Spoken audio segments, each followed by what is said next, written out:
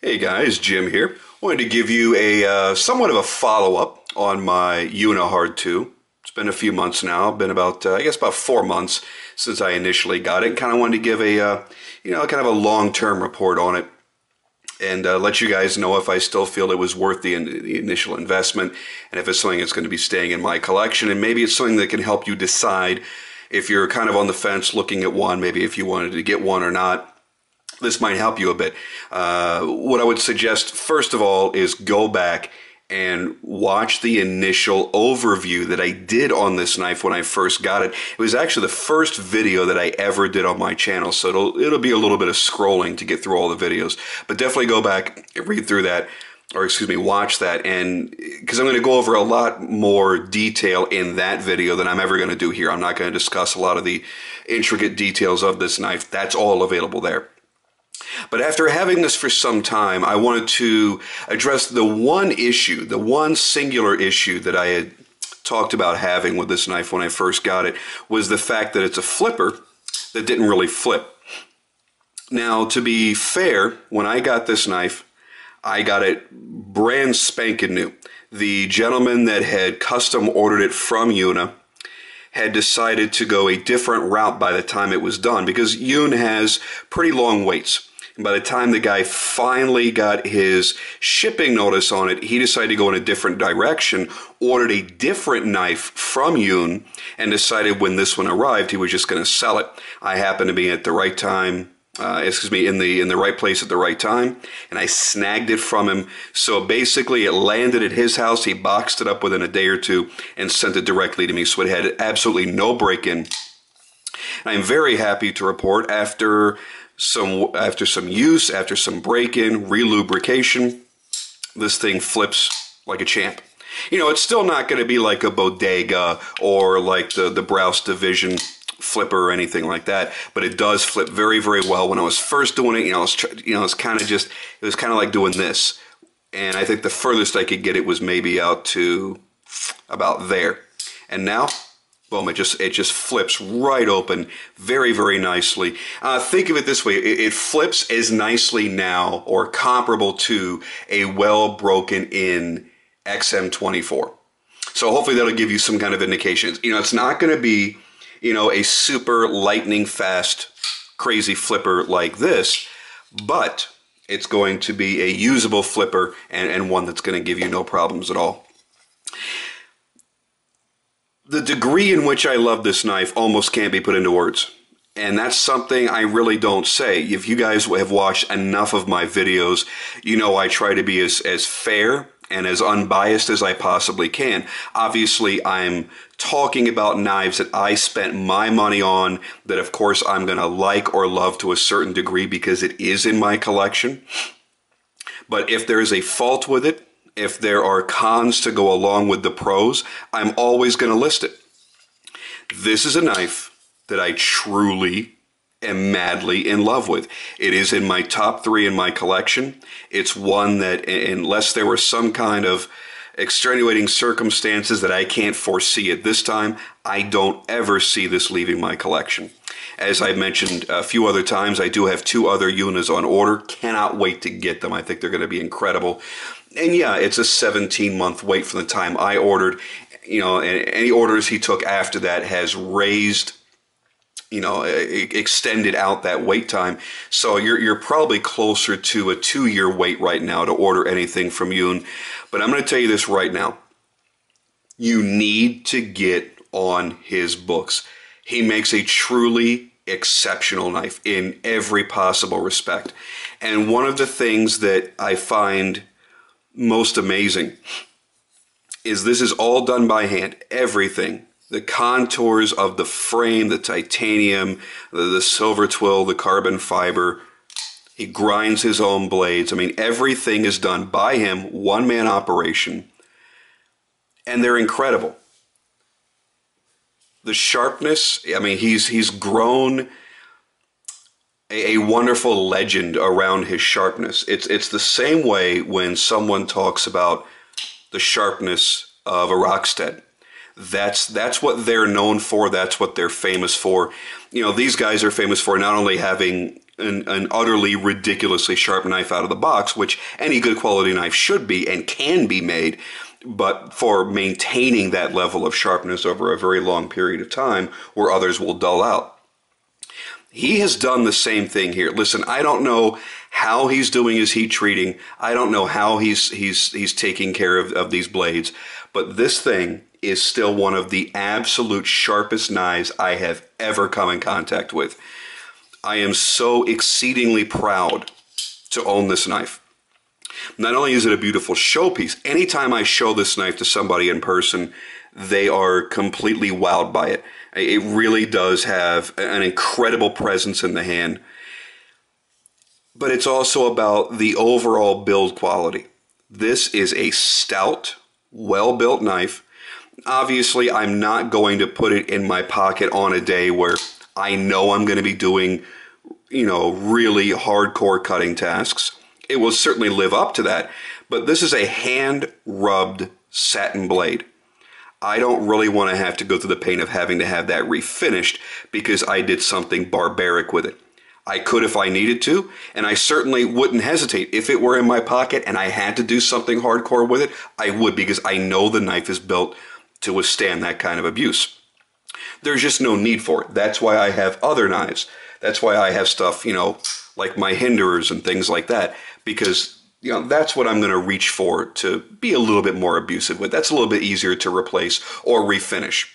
This, a little bit more challenging, and you know what? The guy's got nearly a 2-year wait on making a knife. I wouldn't want to think about how long it would take for him to reprofile a knife if I, somehow destroyed that edge. So yeah, I do kind of handle this a little bit more with kid gloves than most of my other knives. It still gets carried. It does show some wear marks on here. It's nothing too severe, but you can see, like right there. I mean, this has not been a safe queen. It has been carried. It has been used. And I have been overjoyed owning this knife. I like all the knives that I own. I love most of the knives I own. I have a strong love affair with a handful of the knives that I own. This is one that has still, to this day, it blows me away every time I pick it up. Whenever I reach into my knife case to pick out a knife for the day, this is one of the 2 or 3 knives that I'll just pick up to fondle. I'll pick up to flip. I'll pick up to play with. If I've got something laying near me that I just go, I kind of want to feel it cut through something, that's the knife I do it with. And it sounds childish to most people, but you knife nuts, you know what that's like. I don't want to relegate it to toy status, but it is almost like a toy. You want to play with it all the time. You want to touch it.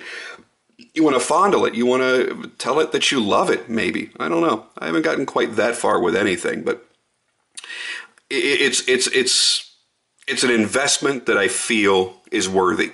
The other cool thing is, considering the work that he puts into these and the exotic materials available, they're really not that expensive. It's still a premium priced hand-built custom. I don't want to try and mislead you by saying, oh, it's not expensive. This is not a $100 knife or anything. But as this sits, this is around a $750, $800 knife. Now, you look at other custom makers, you're not going to get a knife quite to this degree of exclusivity and uniqueness for that money. You're going to usually spend a considerable amount more. I feel bang for the buck in that realm of higher end, mid-range to higher end, custom folding knives. I think this is certainly a great value. The way that it feels in the hand is fantastic. I love this purely organic shape. There's not a straight line anywhere on this knife, not even the spine. You still have an angle going here, and you still have that top swedge that breaks up the straightness of it. It's organic. It falls right into the hand no matter how you decide to hold it. The blade is up to any task I ever decide I want to throw at it. The jimping is adequate. It's not overdone. It's a comfortable knife not only to hold, but it's a comfortable knife to carry as well. I've never had a single issue any day it's been in my pocket. I don't feel any of this digging into my side. Just even the tension on the pocket clip is perfect.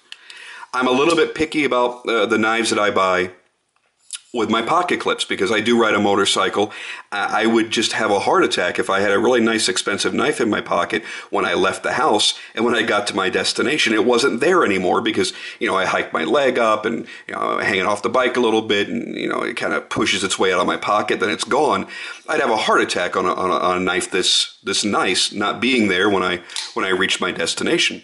So, I mean, even down to that small detail, which in the grand scheme of things may not be that big of a deal, but even that, the tension is perfect. It's not so tight that it doesn't want to go in and out of the pocket, yet it doesn't move a millimeter when it's in there. Everything about this knife was built to just perfection. And you guys know that's a word that I really don't use. Perfection, I have used for my Rockstead, I have used for my Bodega, and that's pretty much it. This knife, there's really nothing I would change about it.